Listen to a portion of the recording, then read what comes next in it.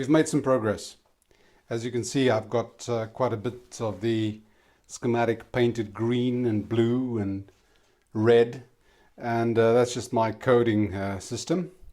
And what it means is that I have gone back on track to my usual modus operandi, which is really to start with the power supply, move on to the power amplifier, and do this component by component all the way back to the input of the pickup, which I will then be able to use to test the whole preamp and power amp section. So what do we have here? When I last was on this, we had checked as far as this section and came to the conclusion that the Selenium rectifier was working, transformer was working, this voltage switcher here, reducer, was working. Removed those two safety caps, those mains filtering caps, which could create some problems if they shorted, and also tested the radio and found that there is actually sound, which is great. Just a point here. When I bought this radio, I bought it off eBay, and they said that they did get reception, that it was very poor, but they did get reception. So when I started all the cleaning on here, although I was a little reluctant to switch it on, I had an idea, at least if the seller wasn't making things up, I had an idea that this would work. And fortunately, that's how it turned out, as we heard. So all I needed to do then really is a improvement restoration rather than a repair, which is actually something I was quite keen on, as opposed to going through all the hassles I went through last time with the radio that just didn't work. I know that it's more challenging, but it's a pain in the butt. Anyway, this is where we got so far, and what I did from then onwards was I went back to the usual system of checking every component and replacing all those that I believed needed replacing. Now, as per the previous Graetz that I did, the components, the resistors, turned out to be very, very close to their rated value. In some cases, extraordinarily close. I made a few notes, and for example, a 5K resistor turned out to be 5.02, a 1K resistor 996, you know, things like that, which are quite nice to see, because if I had to change every resistor, it's a real pain. Anyway, the parts that didn't fare so well are these capacitors. They're all leaky. I went through the procedure of disconnecting one point and doing a leakage test with my capacitor leakage tester, and found that they all needed to be changed. At least the ones that I tested about 4 or 5. So after that, I just started taking them out and replacing them. I will then later on probably go through these again before chucking them out, or you know, I can either chuck them out or keep them stored for future restorations if I want. But anyway, these guys are dead. Okay, so what do we have here? The first thing I did, when I put the power on here, I did it with the limiter. Subsequently, when I got to this stage, I was confident enough to take it off limit because I wanted to see what voltage I had here. This thing says that I should have 270 volts. By the way, the schematic says that all the voltages are tested with the FM selected. Okay, it's also done with a 500 ohm per volt voltmeter, but I'm using a multimeter, which is a high impedance, so the voltage may be slightly higher, or should be slightly higher. But anyway, what do I get here? If I switch it on without limitation, I should try to get close to 270 volts at this point, which is the B+. If it's too low, it'll probably be because of the Selenium rectifier losing too much voltage across it, in which case I was thinking that I may have to replace this with a bridge rectifier, silicon diode bridge rectifier, which would probably mean that the voltage would then be too high and I'd have to use a resistor to drop it, so it's a real pain. And because it's painted green, I think you can probably surmise that it actually turned out okay. Anyway, let me show you. I have this set on FM. I've just switched it on. I have one light bulb activated on dimmer, so it is restricted. And we just let this go up and then come down again, settle down, and we'll see what we're getting. There's quite a bit of restriction on there, so what I'm going to do now is I'm going to turn on the second lamp, so I'm reducing restriction, and we're up to 278, 276. It went up. Now the current is starting to flow through the tubes, so the voltage is coming down. The voltage on my dimmer system is showing 220 volts, which means that it's dropping about 20 volts. The input is about 240 today, 218 at the moment, so 240 to 19 to 18, so 22 volts is dropping, and I've got this up to 252. I'm going to add another lamp, which means I'm reducing the restriction further, and I'm up to 264. I have no smoke, I have no smell, so I'm going to bypass the dimmer now. And that's what I've got. I've actually got this connected directly. There is no restriction at the moment, no power restriction. You're not hearing any sound because I've got a resistive load put on for testing later. And what I'm getting more or less stabilized at 271 volts.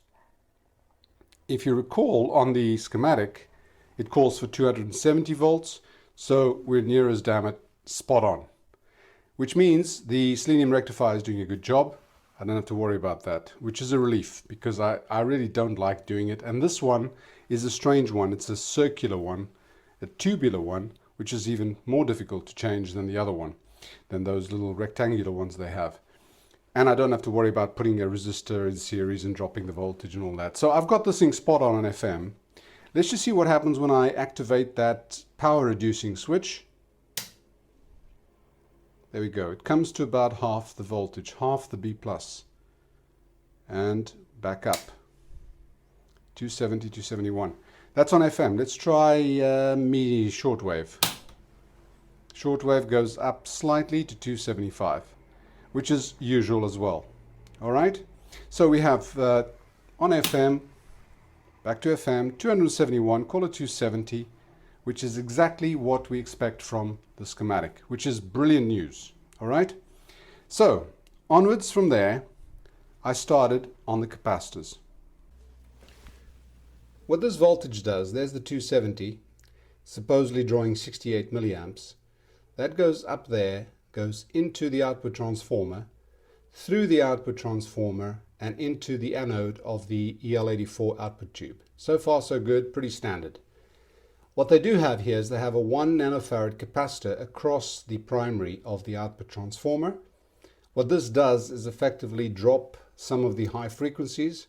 So you basically, you've got a low pass filter in there, and it reduces the high frequencies going into the transformer, which is fine because you also have this circuit here with the electrostatic tweeter that takes care of the high frequencies, which is great. Okay, so that then is your primary of the output transformer. The voltage also then comes through another winding of the output transformer, which is down here, and this is acting as a choke to reduce our ripple.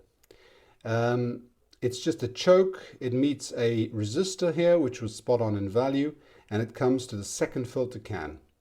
Now, this voltage here should be 236. Let's see what we've got. We're reading a little bit high at about 242. So, according to the schematic, which says 236, we've actually got 241, 242. So we're 6 volts high on that one, which is fair enough. It just means that our output tube, that difference in voltage is probably just a lower current being used in the first stage, the B+, and the place where that might be lower would probably be in the biasing of the tube. Now the EL84 should be drawing about, well, according to this, the total current into the EL84, which it's actually separated here. It says 34 milliamps on the anode. The difference here from 270 to or rather from 68 milliamps to 30 milliamps is 38 milliamps. So it should be drawing 34 milliamps on the anode, and our screen should be taking about 4 milliamps. So one of those could be slightly low. The biasing might be slightly different, but it's within the ballpark. So it's not a problem. It just means that our output tube is biased a little cold. We can change that by playing around with the cathode resistor, but I don't want to do that because I measured the cathode resistor and it measures spot on. This could very well change depending on what output tube I have in there. By simply changing the tube, we could change the bias condition and therefore the current flow through the tube. So this is fine. This is working well so far. So back to here, instead of 236, we've got 241, 242. All right. Now this is the second B plus that's gone through the first filter cap. It's gone through the choke, which is in the output transformer. It's gone through this resistor, which drops some voltage. This is, I think it's a 2-watt resistor over there. And it's been filtered by the second filter can as well. And now we've got this feeding the various sections of the amp. Notably, on this part of the circuit, what we actually have is it goes along here, it goes up there, it meets a 5K resistor, it then meets a 200K resistor. As far as DC, nothing goes back there, and we should have 70 volts on there on pin 9, and it is pretty close. I think I measured 74, 75. So again, the current drawn through here is dropping this voltage. This is 205K. If that was 1 milliamp, it's 0.8 milliamps. It's about 170 volts drop. From 240, it's about 70 volts. So it works mathematically as well as in fact. So here we have the anode current, anode voltage, the B plus voltage on this triode section of the EABC 80, which is acting as a preamp stage. Okay, so then what I found, as I said, these caps, all those caps needed changing. This is the 4 microfarad capacitor here, which is also within the can. And all that is doing is taking this 236 or 242, it's reducing it on that 5K resistor, and it's creating another stabilized voltage, stabilized positive voltage, stabilized and filtered with that 4 microfarad capacitor. And then this 200K is acting as a anode resistor or the load resistor across which you will get the signal. So that works great so far. And then the signal coming from here comes through there. It goes through 100K resistor through, let's forget about this section for now, through this stage here, which is a 10 nanofarad coupling capacitor. And then it meets this grid resistor of 1K and this grid leak of 1 meg. So your signal comes in here into the grid of the EL84, and that is effectively what's getting amplified. Now this EL84 is biased, it's cathode biased with a 200 ohm resistor which measures spot on, unbelievably close, and that is got bypassed with a 50 microfarad capacitor. This capacitor is reading a little high at about 68 microfarads, but what I did do is I reconditioned it because there was a little bit of leakage. So I put it on the conditioner. I was using the low voltage supply. This is a 12 or 15 volt capacitor, and I left it reconditioning till the leakage current was about 10 microamps or something, which is fine for electrolytic. So effectively that capacitor stayed in place, and that's our power amp stage. Now we go a bit further back and we get the preamp and all the tone controls. So how does that work? Well, over here where our signal is going into the grid, we have a capacitor. This is a coupling capacitor with a 1 mega ohm variable potentiometer, a pot, where the wiper is grounded. So what happens here is the closer you take the wiper to the top, the more leakage of high frequencies you're getting through here, or the lower the frequency at which it is being bled to ground. So in this way you can see that as you turn the wiper the other way, so more of this resistor is in series with that capacitor, you get less high frequency roll-off, and if you go that way you get more high frequency roll-off. So that's your treble control. Now the bottom of the treble control feeds back through a 500 ohm resistor, which actually was a 1 kilo ohm, and the value is on the resistor as 1 kilo ohm, but in the schematic it says 500. So there are a few changes through this capacitor, and that goes back into the signal that's going to eventually come out of this part, out of the volume pot, and into the input of this triode, which is the preamp. So what it's doing is basically a feedback circuit, which not only takes the output of the preamp and conditions it, but it also conditions the input of the preamp. It basically acts as a feedback circuit on the high frequencies. Right, so what else do you have here? If we go to the input of the power amp section, of the actual amplifier section, we see here the pickup input, and this is the tape recorder, I believe it's called. That signal goes in there, comes to there, to a switch. That switch will select between the pickup input and radio. So when it's down here, it'll have the pickup going through, and when it's up there, it'll have the radio going through. So it's picking up that signal or that signal. If we follow this signal through, it goes in here and goes to the top of the volume pot. The top of the volume pot, where the bottom is in the feedback of the output transformer. This is one of the windings on that output transformer, and that acts as a feedback, and this will be to improve the frequency response and also reduce distortion.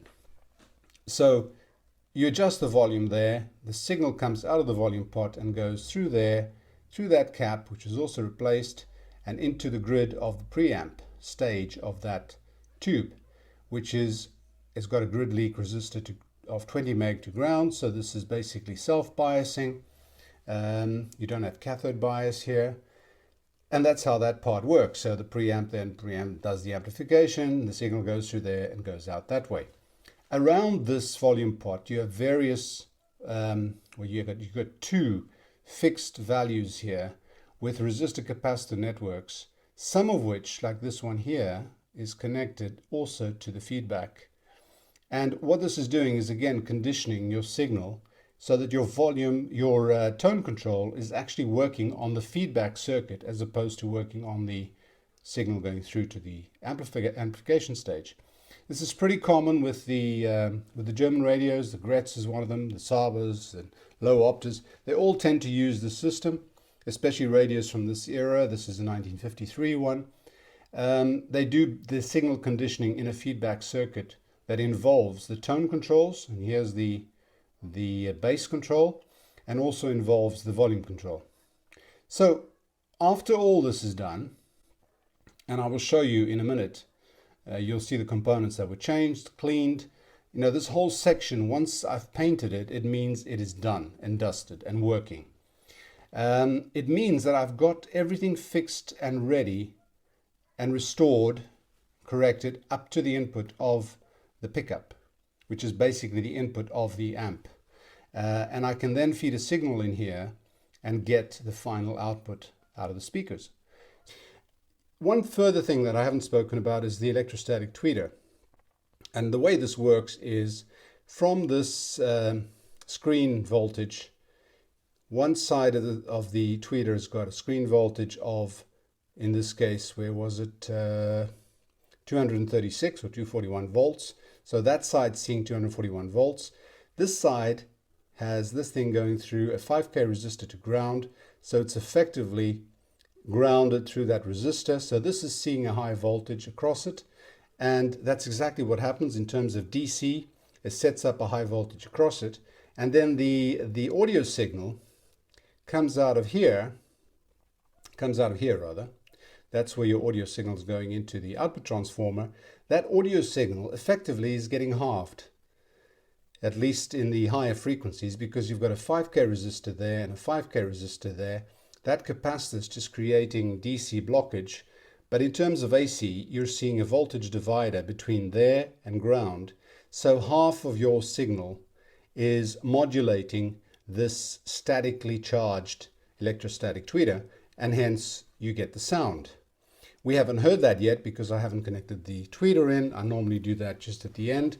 I probably want to open that up and make sure it's still working properly. But that's how you get your high frequencies coming out of there. So yeah, well, that's the circuit. That's the theoretical part. Let me show you in the actual radio what has been done. Here are the first two that were changed, these two yellow caps.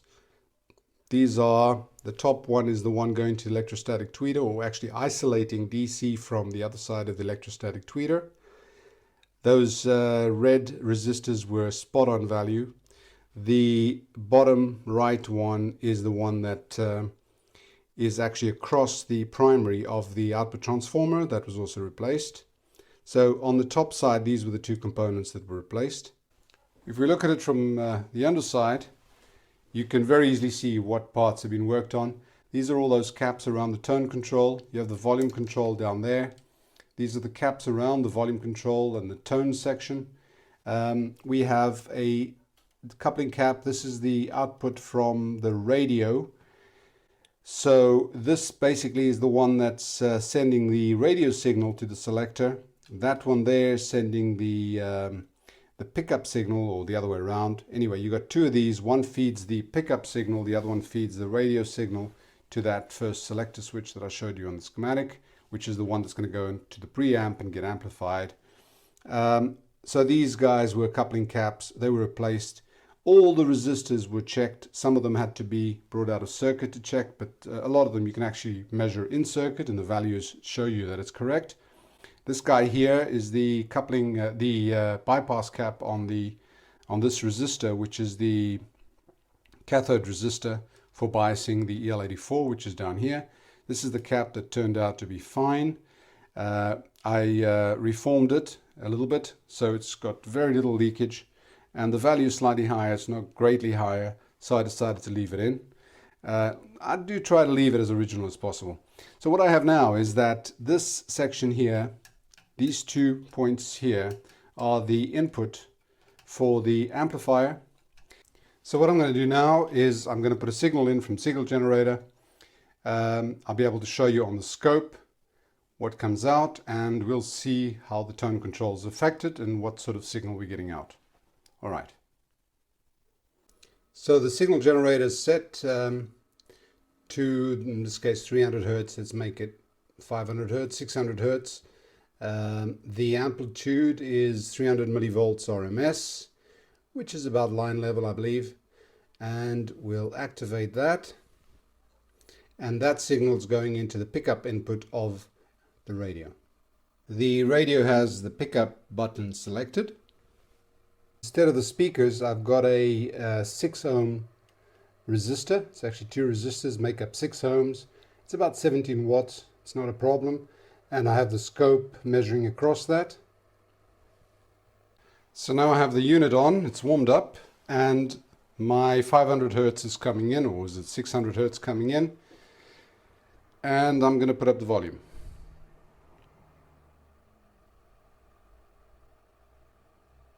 There we go. That is my output signal. At the moment, all I've got is 1.27 volts RMS over there. So it's not a very high signal. And I have it around the mids so that I think the bass should affect it. Let me try the bass control. It may affect it a bit, but not much. Very little. It's too high for the bass control. Let's see what the treble does. Treble does affect it. Yep, treble affects it. Right, so I'm putting the treble on the middle, and I'm going to put the bass on the middle. These are all subjective, they're not really accurate, but it gives you an idea. Let me just up the signal a little bit, put the volume up further and see the clipping. Now there's the clipping, and we can see as you increase the volume, I'm getting clipping which at the top and bottom, so this is actually quite well balanced in terms of biasing of the output tube, because my clipping is happening at about the same level on both, and that's about 4 volts RMS, 4 volts RMS. squared is 16. If I divide that by 6, I get nearly 3 watts, which is what you get on these radios, and it's, believe me, it's pretty loud enough. But that's my signal, very clean signal. Let me play around with the level. Now, if I increase the level, it's the same as what I did when I increased the volume. I'm going to get clipping at some point. There we go. I've got 800 millivolts RMS in. I'm going to drop that. And so it clips. Now, the other thing is, if I increase the frequency, it's at 600 hertz. If I increase the frequency, it's actually dropping. It's now at 2 kilohertz. Let me go up a kilohertz at a time. I'll start that there. I'll start that at 1 kilohertz. And we're reading 1.33 volts RMS. Go up to 2, 3. You see it dropping there. 4. Let me widen this. It's down to 1.2. 5 kilohertz. 6 kilohertz. 7 actually. 7. 8. 9. 10. That's pretty good. Don't forget there's a capacitor across the primary of the output transformer, which actually starts cutting some of those higher frequencies. So 11 kilohertz is still pretty high. 933 millivolts. And then 14 kilohertz you start really going down. So if we go back,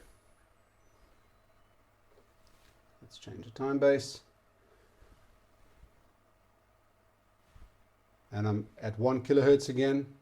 900, 800, 700, 600, 5, 4, 3. Now we're getting, actually that's 2. We're getting an increase because of the bass control. If I drop the bass, see that bass control now affects it. Not too much yet because 200 hertz is still too high for the bass control. But if I do 100 hertz, there you see a massive increase. Let me drop that. That's at 100 hertz, and this is the effect of the bass control. That's at minimum bass. Minimum bass, we've got 1.63 volts RMS. Maximum bass, we're up to 3.4. So it's quite an effect on the bass. Okay. And of course it comes down lower. Let's go down lower. Let's just get this more visible. If I bring it down lower, and I'm down to 50, 40, 30, 20 hertz. That's 20 hertz. And I'm very close to what I had on the high frequencies. So this response is very good on low frequencies as well.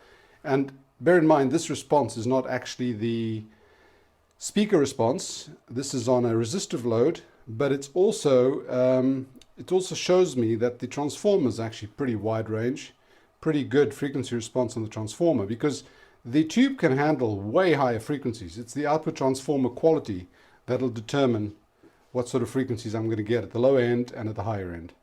So we're good. Let me put it up to another more decent frequency. 1 kilohertz, and we see the quality of the sine wave. It's got very little noise on there, and it's a very nice clean sine wave, pretty consistent. So my verdict is that this power amp section with a pickup input is fine. And so now the next stage is obviously going back to the radio stages. So following the normal route, I have to play around now with the parts that precede that section. And of course they carry on this side. There's a lot of color by numbers to do. Okay, thanks for watching. See you soon.